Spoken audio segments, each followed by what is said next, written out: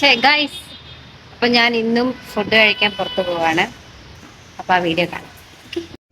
അപ്പോൾ ഞാൻ ഇന്നേ വരെ ബൺ പൊറോട്ട കഴിച്ചിട്ടില്ല. അപ്പോൾ അത് കഴിക്കാനാണ് കേട്ടോ പോകുന്നത്. പനമ്പള്ളിയിൽ രസന എന്ന് പറഞ്ഞ ഒരു റെസ്റ്റോറൻറ്റിലാണ് പോയത് ബൺ പൊറോട്ടയും ചിക്കൻ കറിയും കഴിക്കാനായിട്ട്.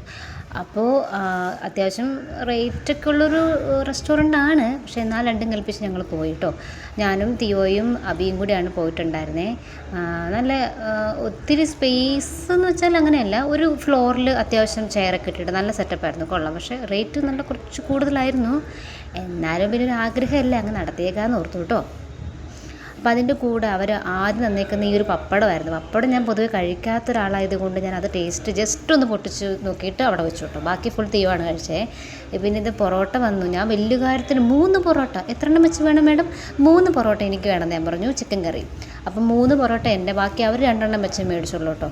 ഞാൻ വലിയ കാര്യത്തിന് അതൊക്കെ കൂടെ മൊത്തവും കഴിക്കുമെന്നൊക്കെ ഓർത്താണ് ഓർഡർ ചെയ്തേ.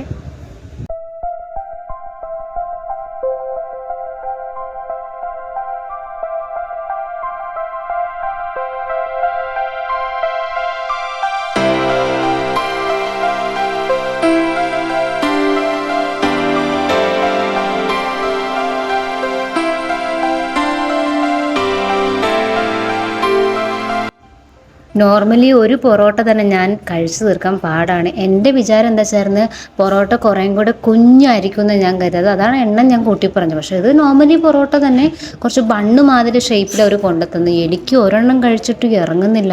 ഞാൻ ധർമ്മസങ്കടത്തിരിക്കും. തിയോഫിനാണെങ്കിൽ തിന്നാതെ വിടത്തില്ലെന്ന് പറഞ്ഞു.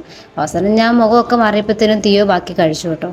പിന്നെ ആ മട്ടിപ്പങ്ങ് മാറാനായിട്ട് തിയോഫി ഒരു കോഫി കുടിച്ചു. അന്ന് അവന് ഇച്ചിരി കോൾഡൊക്കെ ഉണ്ടായിരുന്നേ, അതുകൊണ്ട് നല്ല നല്ല അടിപൊളി കോഫിയായിരുന്നു. ഞാനൊരു സിപ്പ് കുടിച്ച് നോക്കിയായിരുന്നു. നല്ല കറക്റ്റ്, നല്ല ഭയങ്കര ടേസ്റ്റ് ഉണ്ടായിരുന്നു അവിടുത്തെ കോഫിക്ക്.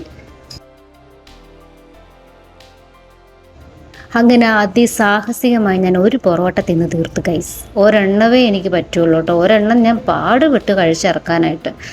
അപ്പോൾ അതൊക്കെ കഴിച്ച് എനിക്ക് ഇഷ്ടപ്പെട്ടത് അവിടുത്തെ ഒരു ബില്ല് കൊണ്ടുത്തരുന്നതാണ്. ആ ബില്ല് കൊണ്ടുത്തരുന്ന ബോക്സ് കാണാൻ നല്ല രസമുണ്ടായിരുന്നു. ഞാനിപ്പോൾ കണ്ടു ഈ ഒരു ബോക്സ് അവർ കൊണ്ടുതന്നപ്പോൾ എനിക്ക് ഭയങ്കര ക്യൂരിയോസിറ്റി. അത് ഞാൻ ഓപ്പൺ ചെയ്യാന്ന് പറഞ്ഞ ബഹളം ഉണ്ടാക്കിയപ്പോൾ തന്നെ അവിടുത്തെ ആ മാനേജർ എന്നെ നോക്കി ചിരിച്ച് കേട്ടോ.